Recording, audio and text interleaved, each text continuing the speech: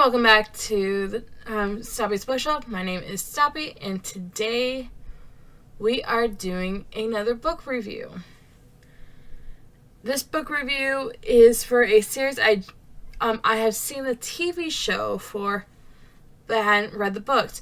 I normally never do that. I promise you that. I normally just read the books, then watch either the movie or TV show. This is the first series I did the opposite of. Honestly, it was worth it. And the book I'm going to be reviewing is Shadow and Bone. I have started the next book, I'll admit that. But to be clear, I love the series. I knew most the stuff that happens, but it was still cool to see new stuff because it was a mix of both. The TV show was a mix of both 2 to 3 series. Really wish there was a third season.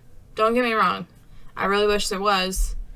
But I still like the aspect of that TV show.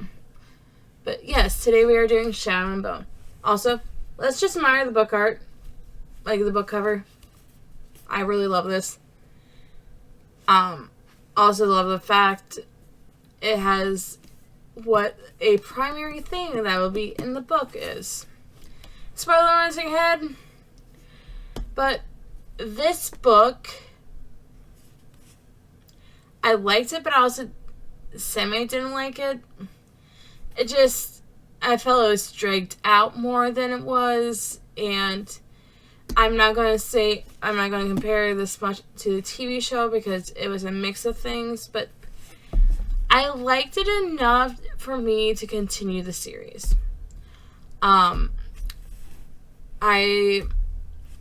Some of the things I admired from this book was the map art. I'm a sucker for good map art. Don't get me wrong.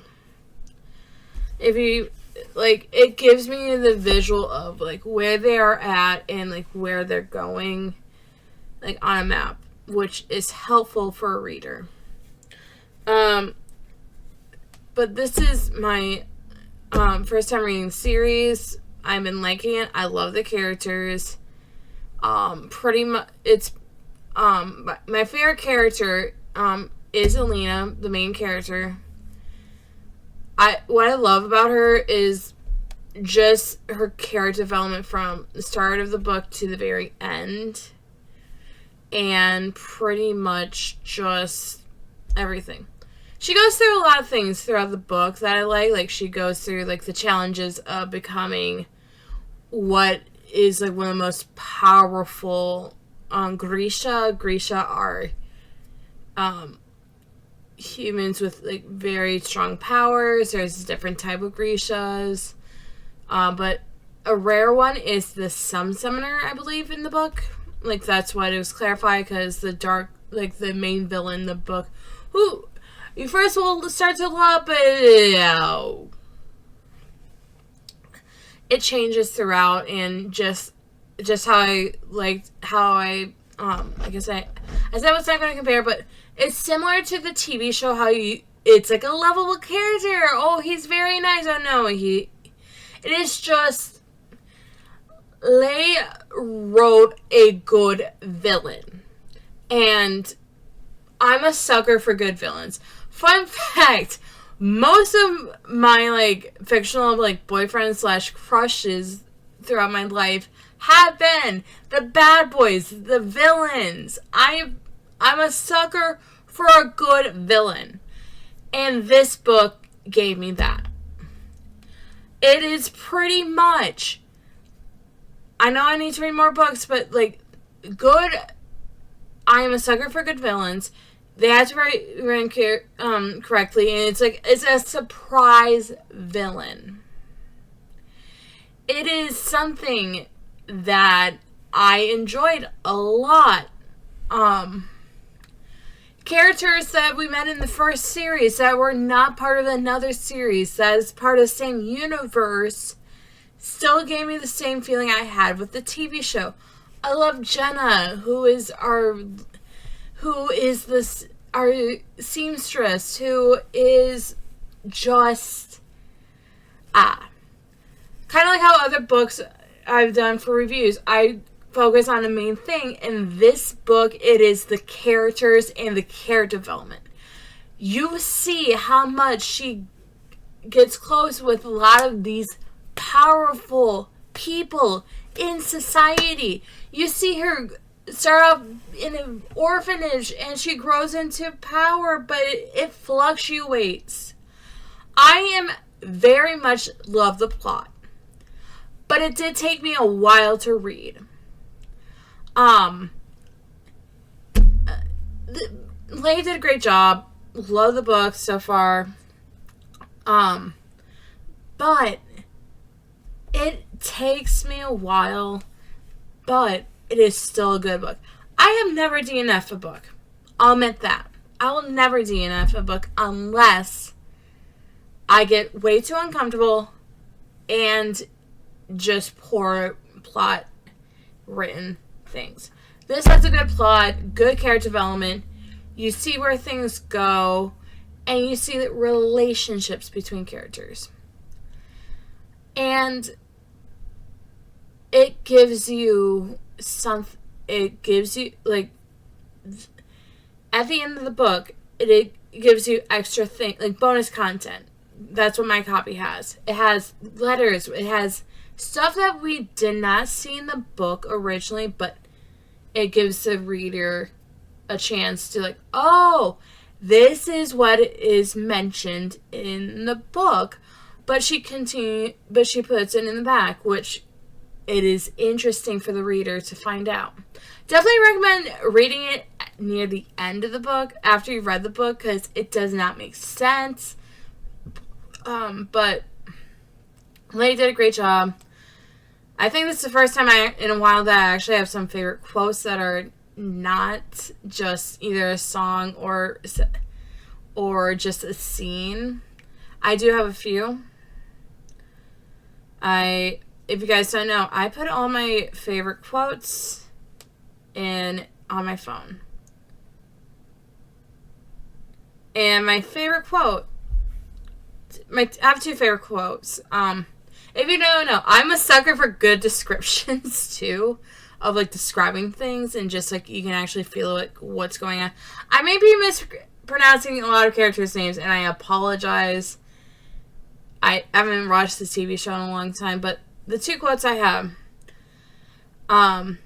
Alexei might still be alive. You've gone off your pony house to help us.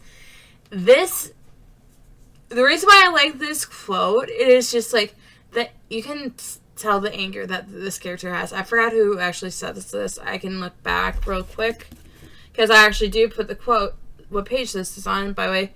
This is on page 45 of Shadow and Bone.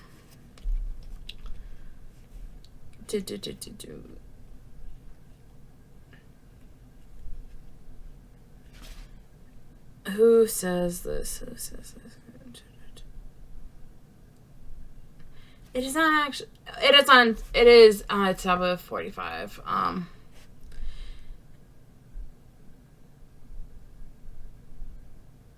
This is from the cartographer. So, to give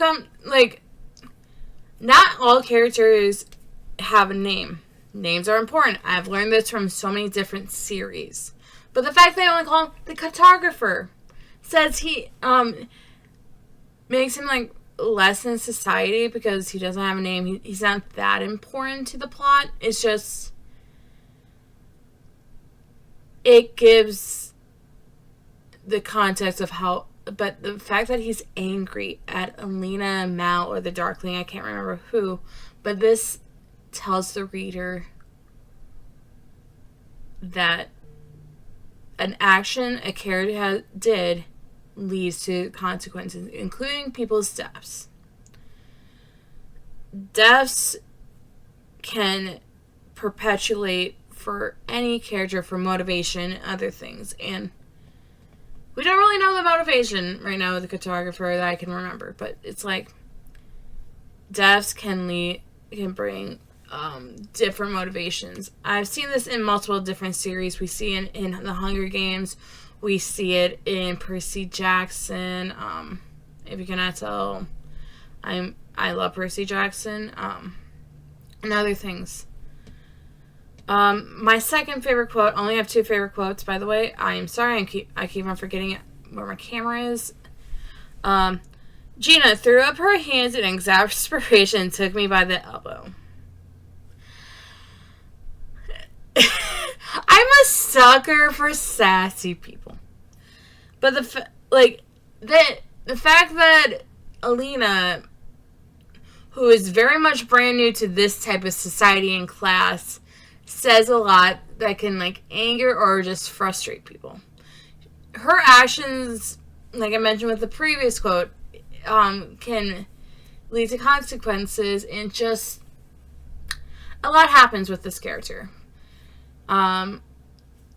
And pretty much you see this throughout the book.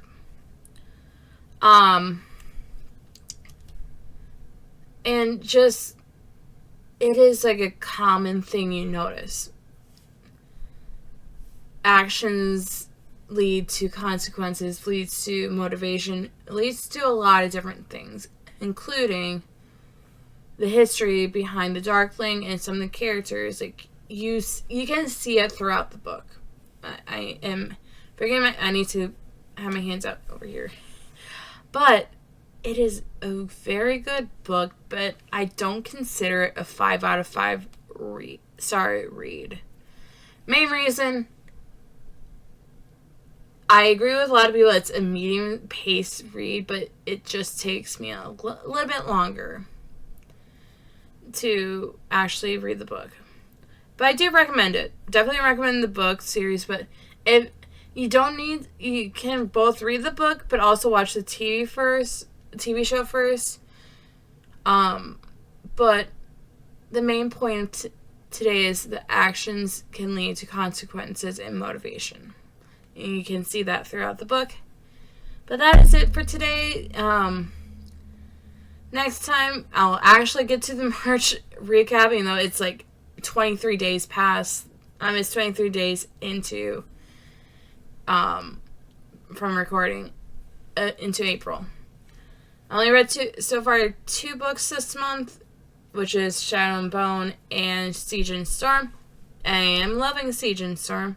I believe 3 books. I don't know for sure. But thank you guys all again. See you next time. Peace out.